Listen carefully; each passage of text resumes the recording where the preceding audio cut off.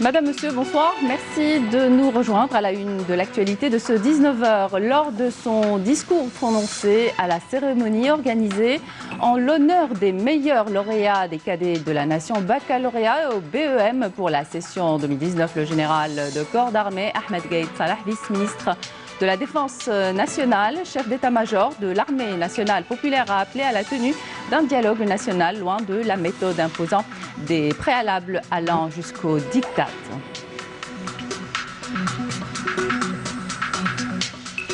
La radio et la télévision algérienne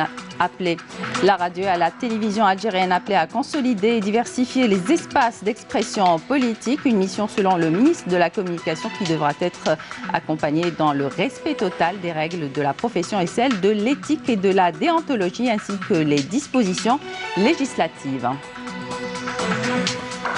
Habitat à Constantine, plusieurs familles bénéficient enfin de leur logement attribué en présence du ministre de l'Habitat, de l'Urbanisme et de la Ville. D'autres logements seront également attribués durant le premier semestre de 2020. Le ministre de l'Agriculture, Chif Omari, effectue une visite de travail depuis lundi dans les régions du Sud, à savoir Insalah, Tamanrasset et Ilizi, les filières ciblées, l'élevage camelin et la pisciculture. Bienvenue à tous.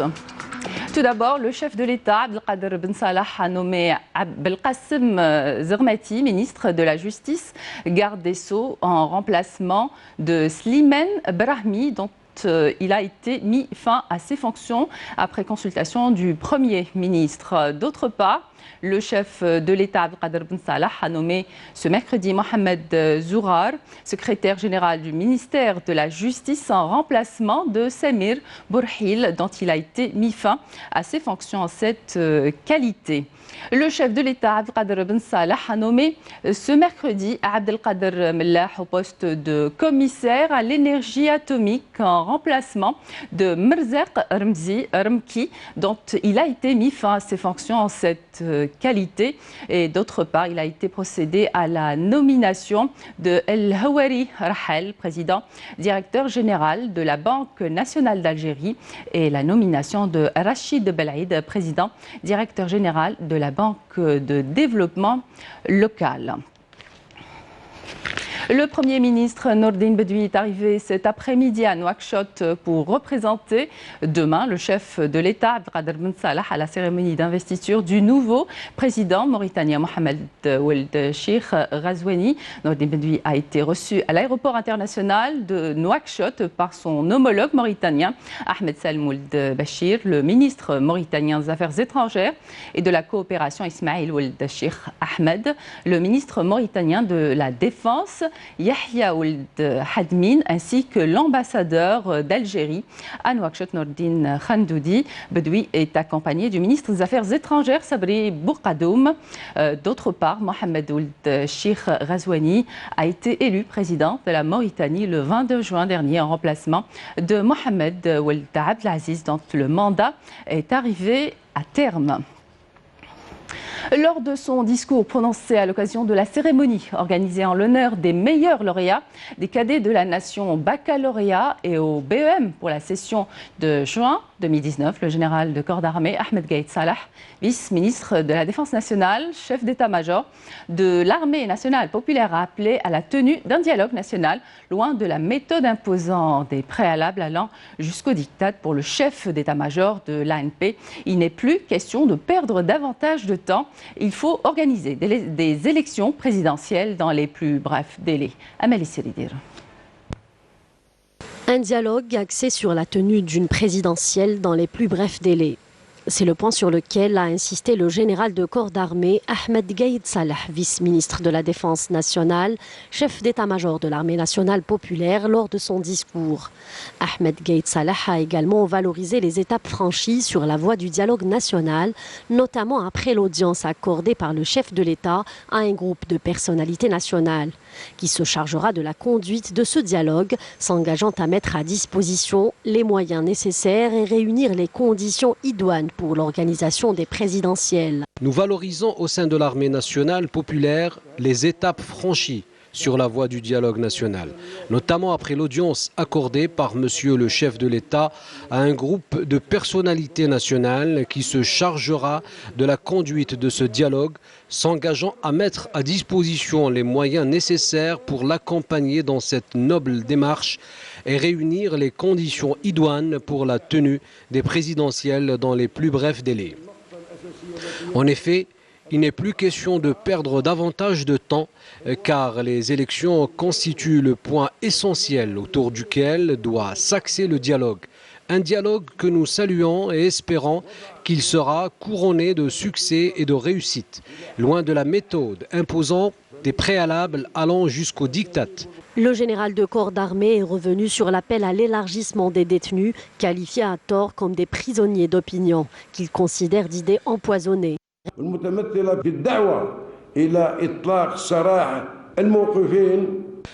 Il m'appartient dans ce contexte de mettre en exergue certaines de ces idées empoisonnées que véhicule la bande et qu'adoptent certains porte-voix qui orbitent autour d'elle, notamment l'appel à l'élargissement des détenus qualifiés à tort comme des prisonniers d'opinion en guise de disposition d'apaisement selon eux. Aussi, je rappelle encore une fois que seule la justice est souveraine de la décision conformément à la loi concernant ces individus qui se sont pris aux symboles et aux institutions de l'État et ont porté outrage à l'emblème national. Il n'est permis à quiconque d'interférer dans son travail et ses prérogatives ou tenter d'influer sur ses décisions.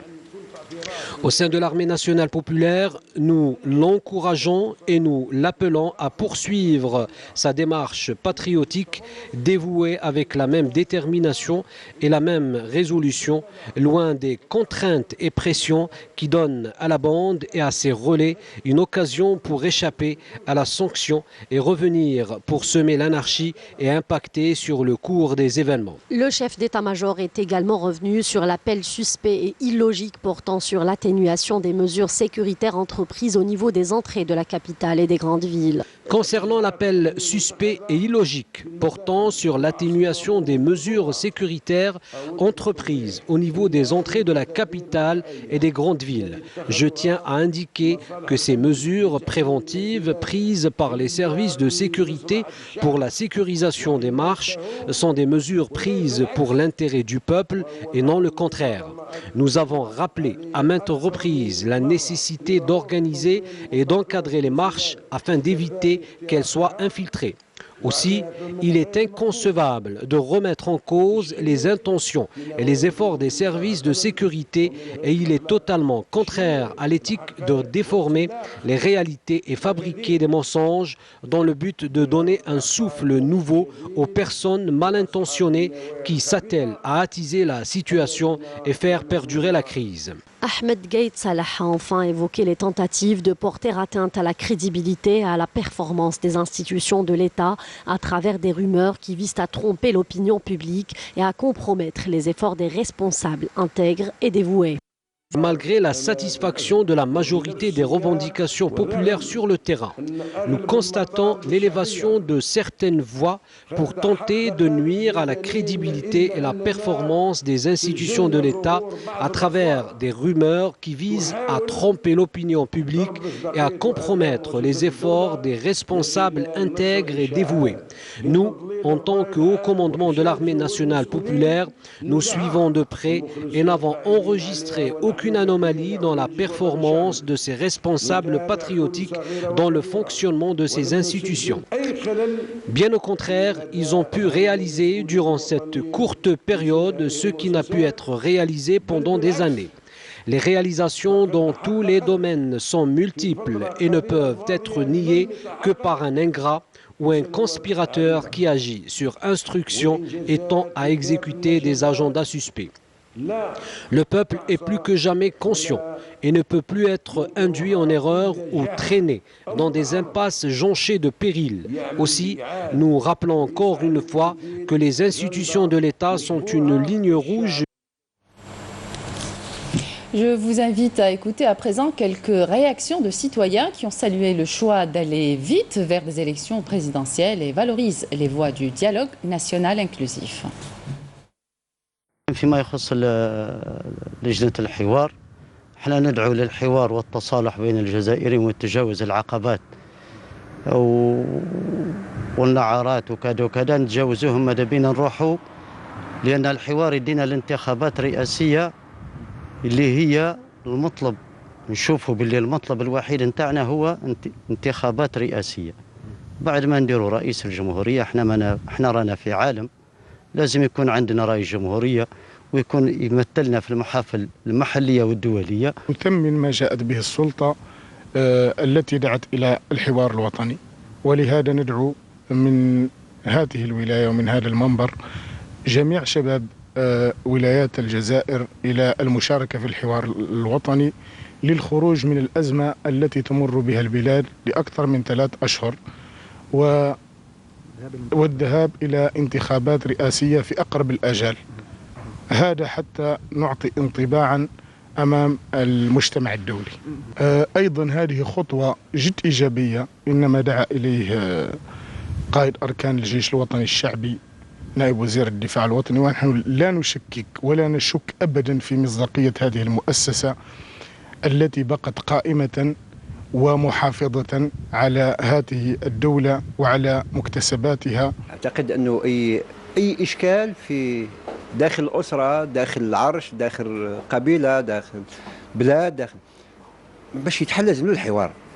وأعتقد يعني على حسب الخبرة البسيطة تاعي اللي عشتها في الحياة السياسية ولا الحركة الجمعوية، يعني راهو قريب يفوتنا شوية الوقت، ماشي فاتنا ولكن راهو قريب يفوتنا الوقت. وبلادنا جماعة ماهيش أي بلاد، راهي الجزائر وما أدراك من الجزائر. من جهة أخرى قاعدين نفوتوا في فرص، عندنا التزامات دولية، عندنا مشاريع، عندنا أمور، عندنا مواطنين، عندنا كذا عندنا كذا. راح نبقاو احنا حياتنا كامل غير في المؤقت وفي المرحلة الانتقالية. المؤسسة العسكرية بإطاراتها الحاليين فيها كفاءات، فيها ناس عندها وعي، فيها ناس تحب البلاد بإخلاص. مؤكد هو الحوار مليح بالنسبة لأي مشكل. الحوار مليح، لابد ونؤكد عن الجيش أن يرافق الحراك، لأنه هو اللي يحمي الشعب وحامي الدستور وحامي الوطن وحامي الدولة ككل، سواء في مالها، سواء في ثقافتها، سواء في أي حاجة. الجيش لابد من يحمي الدولة بما فيها كاملة. روح ديريكت انتخاب رئيس الجمهورية، والحوار لازم يديروا الحوار ونخرجوا على طريق واحد الكل ونختاروا رئيس، وبربي ان شاء الله نديروا انتخابات. لازم انتخابات تكون مقربه، لازم ضروري الانتخابات، سينو نبقاو هكا بعد في نفس السيناريو نبقاو ندوروا فيه. هم يجيو يزيدوا يخيروا ويزيدوا يقولوا كاي استنى حنا ما بغيناش، ويزيدوا يخرجوا للحراك ويديروا، تولي فوضى هكا. في الحقيقه كان خطاب قائد الاركان في المستوى، خطاب قيم وتوجيهي، وانا ماذا بيا هذه الانتخابات تكون في اسرع وقت، لان الدوله ما فيهاش رئيس جمهوريه. لا، ونزيد نبلغ الشعب كل مع قايد صالح، ونشكروا الجيش الشعبي الوطني. قدامنا نقولوا القايد صالح، نقولوا الجيش الشعبي الوطني. هو بدات نفسه راه يقول يهضر بلغه الجيش الشعبي الوطني، باش ما نقولوش القايد صالح يمثل الجيش الشعبي الوطني، والجيش الشعبي الوطني من الشعب. ونتمناو السلام لهذه البلاد، نتمناو ناس تخاف الله، وحتى الشعب فينا دي ديفو صاصبو هاد لي ديفو من هاد المسؤولين الوالا.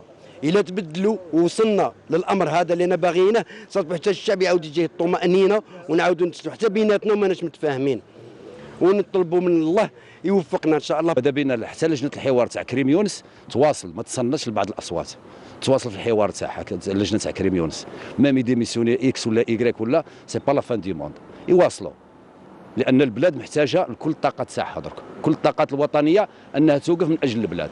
وحنا كوطنيين رحنا مع الخطابات التوجيهيه اللي تخدم البلاد، ما تخدمش الاشخاص. ما يسمى هو الجزائر الكل مشني ماذا بينا ادعينا الرئيس يمرثنا، وشي نحتاج الرئيس، وهامورت باش تنجح وتدير الخير لازم الرئيس، وهذه مثلنا وغني مثلنا الجناس، وهذه ثلان وهذه يصلح نهامورت لازم نزرب ونمعاون وكل ونري فيش الراي باش انا نخير الرايس وهذه لي ذا ناس ملاح وهذه يخدمها مورث وهذه اللي مثل فاميلت وهذه اللي تغار في المورث الناس وهذه خصها يخدمها مورث السنيه الصدق. نطلب سي ربي سبحانه عز وجل الزعماء زعماء تنهامور العباد يعني هذه بدل فيما نسن وغنعين الرئيس اللان هذه الصلاح هذه يخدم هامور وهذه يخدم العباد. السياغ الوسمي هذه موك الرئيسية ثراري اللي نترجى سوس ان شاء الله نخسني لي ديش تفوس غنقيم ما ديما تزال السومات سوال ومشروع الانتخابات لازم الحوار شني حاليا نخص الحوار هذه بدا وخلاص باي طريقه كانت غادي نطلق الحوار ان شاء الله هو نوصل للنتائج اللي نخصين الشارع ان شاء الله. الانتخابات ولازم نخير رئيس النخ. Et puis lors d'une cérémonie organisée par le ministère de la Communication en l'honneur des lauréats algériens au Festival arabe de la radio et de la télévision, le ministre de la Communication, porte-parole du gouvernement, Hassan Rabhi, est revenu justement sur le dialogue. Je vous propose de l'écouter. وبذات المقاربة الحكيمة تمضي جهود هيئة الحوار والوساطة انطلاقا من قناعة مفادها أن الجنوح إلى أسلوب التشاور والتوافق والالتفاف حول الوطن سيفوت لا محالة الفرصة على عرابي الفتن ودعاة التفرقة الذين فشلوا في شق صفوف الجزائريين المحصنين بتجارب السنين العجاف. من هذا المنطلق فإن الإقبال على الحوار والمساهمة في إنجاحه يرتقي في ظل الأوضاع الوطنية والدولية الراهنة إلى مستوى الواجب والفعل الحضاري الذي يؤسس لعهد جديد في المسار الديمقراطي الذي لا بديل عنه. فلا جدال اليوم فيما فيه خير للبلاد فلا جدال اليوم فيما فيه خير للبلاد إذ المرجو في ظل مبدأ حرية التعبير أن يرتقي الحوار إلى مقتضيات المصالح العليا للبلاد ولن يتأتى ذلك إلا باعتماد الصدق وروح المسؤولية في التعبير وبتفضيل مصلحة الوطن على المصلحة الذاتية والحزبية والآنية وبالوقوف بالمرصاد في وجه الاستراتيجيات الخبيثة التي ترمي إلى النيل من وحدة بلادنا وتكاملها الوطني. فالشعب الجزائري بما أبانه من وعي ونضج وتحضر في التعاطي مع تطورات الشأن الداخلي يعي في غالبيته أهمية الاحتكام إلى الدستور وإلى حتمية تنظيم الانتخابات الرئاسية في أقرب الآجال وذات الشعب الأبي سيحول دون إهدار هذه الفرصة التاريخية للانتقال بالبلاد إلى آفاق جديدة تسع كافة أبناء الوطن المتطلعين لغد أفضل. Et lors d'une cérémonie organisée par le ministère de la Communication en l'honneur des lauréats algériens au Festival arabe de la radio et de la télévision organisé récemment à Tunis, le ministre de la Communication Hassan Rabhi a réaffirmé la nécessité pour la radio et la télévision algérienne de consolider et de diversifier les espaces d'expression politique destinés à l'ensemble des acteurs politiques de la société conformément au cahier des charges de ces établissements. Cette mission de service public, a-t-il souligné, devra être accompagnée dans le respect total des règles de la profession et celles de l'éthique et de la déontologie, ainsi que les dispositions législatives applicables en la matière, notamment celles contenues dans la loi relative à l'activité audiovisuelle. Camélia Amlel. Le ministre de la Communication, porte-parole du gouvernement Hassan Rabhi, a réaffirmé lors d'une cérémonie organisée en l'honneur des lauréats algériens au Festival arabe de la radio et de la télévision organisé récemment à Tunis la nécessité pour la radio et la télévision algérienne de consolider et de diversifier les espaces d'expression. Dans le même contexte, le ministre a évoqué la nécessité d'ouvrir le dialogue à tous les acteurs politiques mais aussi aux citoyens afin de pouvoir s'exprimer et de débattre sur la vie politique nationale.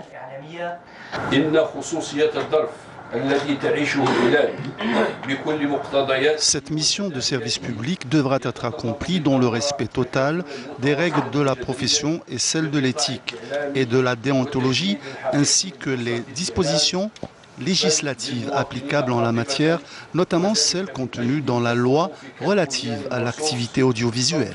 L'ensemble des médias exerçant sur le territoire national sont tenus en matière de programmation d'émissions d'expression politique et de débats contradictoires de se conformer à ces règles dans un esprit d'équité envers tous les acteurs de la vie politique nationale.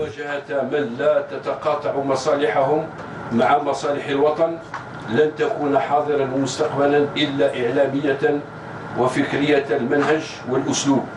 Le ministre a évoqué à cette occasion la participation qualitative de la radio et la télévision algérienne à ce festival.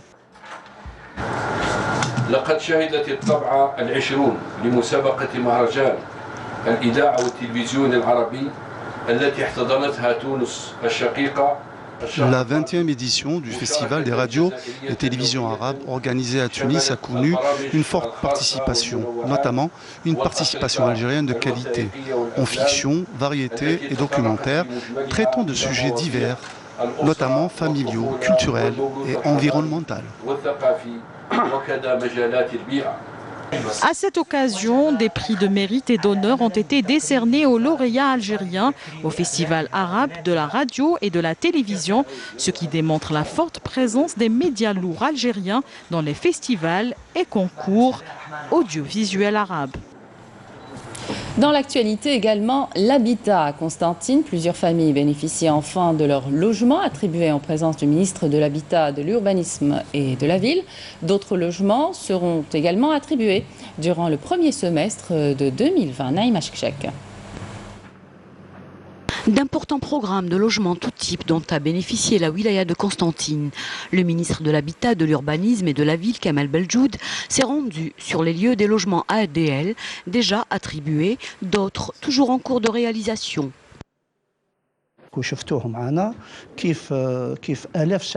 Des milliers de logements sont prêts, ne demeure plus que l'aménagement extérieur pour lequel nous avons consacré une enveloppe financière.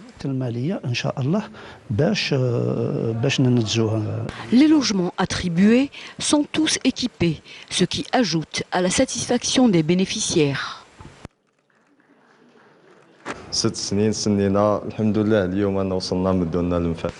Nous avons attendu 6 ans. Aujourd'hui, nous avons enfin les clés, alhamdoulilah.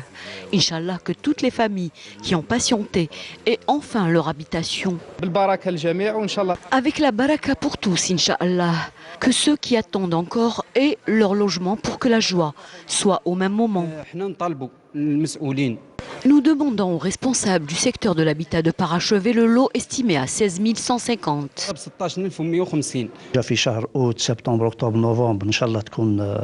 Pour les mois d'août, septembre, octobre, novembre, Inch'Allah, il y aura encore des réceptions de logements et l'attribution la plus importante aura lieu durant le premier semestre de l'année 2020. الاستلام الكبير سوف يكون إن شاء الله خلال السنة السداسي الأول من سنة 2020 إن شاء الله. Et pour ce faire, la wilaya de Constantine bénéficie d'une enveloppe financière supplémentaire. Le ministre de l'Agriculture, Chérifa Oumari, effectue une visite de travail depuis lundi dans les régions du Sud, à savoir à Insalah, Tamanrasset et Ilizi. Les filières ciblées, l'élevage camelin et la pisciculture, l'occasion pour le ministre de s'enquérir des préoccupations des professionnels en vue de trouver des solutions d'urgence à même de relancer le secteur agricole. Naïm Haouch. De Tarat, région pastorale par excellence, aux frontières du sud-est du pays, le ministre de l'Agriculture s'est enquis des préoccupations des professionnels sur place. Objectif, trouver des solutions d'urgence à même de promouvoir et de relancer le secteur agricole. Une politique renforcée par les instructions du Premier ministre concernant, entre autres, l'organisation de la filière élevage camelin et caprin, afin de valoriser son potentiel et de lever les obstacles qui entravent son développement. Nous sommes à Tarat et c'est le dernier point de nos frontières algéro-libyennes. J'ai eu connaissance des préoccupations. Inch'Allah, les décisions prises vont améliorer la situation. Il y aura des mesures pour une meilleure organisation des éleveurs, notamment dans le cadre du Conseil national chargé de l'organisation de la filière cameline. Il y a également des dispositions prises en ce qui concerne l'élevage caprin et le rôle capital de la femme rurale. J'ai donc pris la décision avec ma collègue la ministre de la Solidarité afin qu'il y ait un renforcement des mécanismes d'accompagnement afin de soutenir le travail et booster l'économie locale. Le ministre de l'Agriculture a fait une halte au niveau de la base aérienne de lutte contre les criquets et visité la pépinière de Sidi Bouslah qui a commencé à donner ses fruits en plus de la création d'espaces de détente. Ces spécialités sont très importantes. C'est justement ce qu'il faut faire dans cette région. Nous comptons beaucoup sur cette pépinière qui revêt un cachet économique. Elle va développer cette région en plus. Il y a les espaces verts, ça va diminuer la chaleur, créer de l'ombre. Il faut soutenir ce genre d'initiative. Les préoccupations des éleveurs sont axées essentiellement sur le manque de fourrage et d'eau potable pour les troupeaux et la santé animale. Des zones d'abreuvage sont mobilisées à travers tous les périmètres de pâturage. Les travaux sont à pied d'œuvre pour la réhabilitation des points d'abreuvage existants, le forage de puits et la réalisation de nouveaux points d'abreuvage. En prévision de Eid al-Adha, le ministre des Ressources en eau, Ali Hammam, a présidé une réunion de coordination pour l'évaluation du plan de travail mis en place dans le but d'assurer la distribution régulière de l'eau potable et la prise en charge de l'assainissement durant les 2 jours de l'Aïd. Le ministre a assuré la disponibilité de l'eau potable sur tout le territoire national afin de permettre aux citoyens de passer les fêtes dans les meilleures conditions.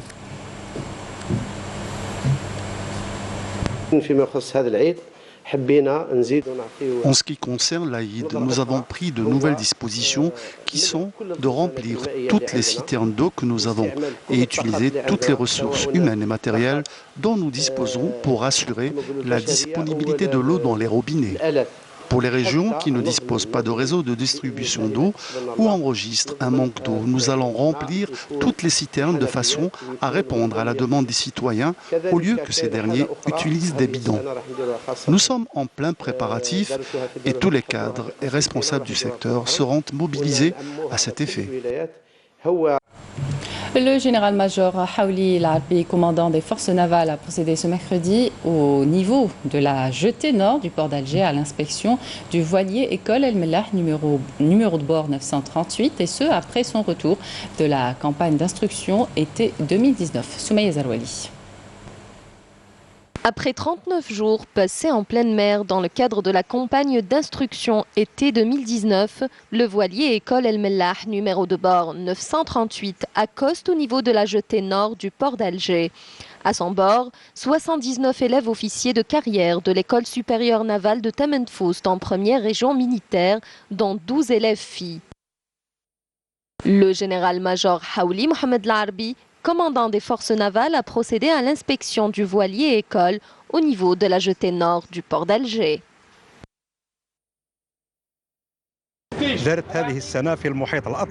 Le circuit de la croisière d'instruction été 2019 qui a duré 39 jours, dont 27 de navigation dans le bassin ouest de la Méditerranée et l'océan Atlantique, a été exécuté en 5 étapes avec 12 jours d'escale dans des ports nationaux et étrangers. 3 ports étrangers dont le port de Lisbonne en Portugal, Portsmouth en Angleterre et Tunis, ainsi que le port de Mostaganem en Algérie. C'était pour nous l'occasion de passer à la pratique après tout ce que nous avons appris à l'école supérieure navale El Moudjahid Mohamed Boutiran. Cette campagne d'instruction nous a permis d'enrichir nos connaissances acquises à l'école supérieure navale et de nous perfectionner. Cette campagne d'instruction été 2019 a été exécutée durant la période du 20 juin au 29 juillet. Tout au long de cette période, l'équipage du voilier a effectué des visites de courtoisie aux autorités civiles et militaires. En outre, plusieurs activités sportives et culturelles ont été organisées au profit des élèves. Les élèves officiers ont pu, à travers le contact direct avec l'environnement maritime, s'acclimater aux conditions réelles de navigation et à la vie à bord. Cette campagne d'instruction leur a permis également de connaître la navigation dans des détroits, des golfs et des canaux dans différentes conditions climatiques. Au plan sécuritaire, des gardes-côtes ont saisi hier à Bnissaf, Wilaya d'Ain Timouchent, une grande quantité de cuivre traité s'élevant à 4 quintaux et 3 kg, tandis qu'un détachement de l'armée nationale populaire, en coordination avec des éléments de la gendarmerie nationale a arrêté à Indefla un narcotrafiquant en sa possession 71 kg de la même substance. Par ailleurs, à Tindouf et Tamanrasset, des détachements de l'ANP ont intercepté 9 orpailleurs et saisi un fusil de chasse, 4 véhicules tout-terrain, 29 groupes électrogènes, 16 marteaux-piqueurs, 2000 litres de carburant et 5 sacs de mélange d'or brut et de pierre. D'autre part, et suite à une opération de recherche et de sauvetage, des gardes-côtes ont réussi à porter secours et assistance à 14 personnes coincées près de la plage Ain Barbar à Annaba, alors que d'autres gardes-côtes ont déjoué à Oran des tentatives d'émigration clandestine de 25 personnes à bord d'embarcations de construction artisanale. En outre, 14 immigrants clandestins de différentes nationalités ont été appréhendés à Adrar. Le rappel des titres à présent. Lors de son discours prononcé à l'occasion de la cérémonie organisée en l'honneur des meilleurs lauréats des cadets de la nation au baccalauréat et au BEM pour la session juin 2019, le général de corps d'armée Ahmed Gaïd Salah, vice-ministre de la Défense nationale, chef d'état-major de l'armée nationale populaire, a appelé à la tenue d'un dialogue national loin de la méthode imposant des préalables allant jusqu'au diktat.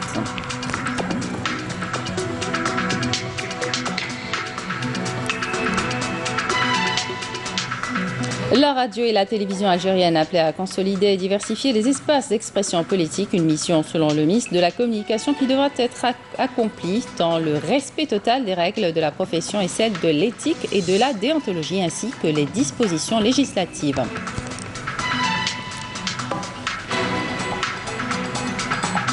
Dans le dossier de l'habitat à Constantine, plusieurs familles bénéficient enfin de leur logement attribué en présence du ministre de l'Habitat, de l'Urbanisme et de la Ville. D'autres logements seront également attribués durant le premier semestre de 2020.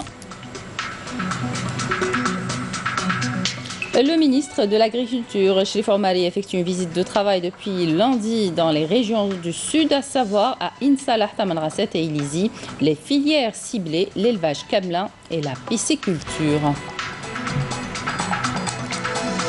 C'est la fin de cette édition. Merci de votre attention. Excellente suite de programme sur Canal Algérie.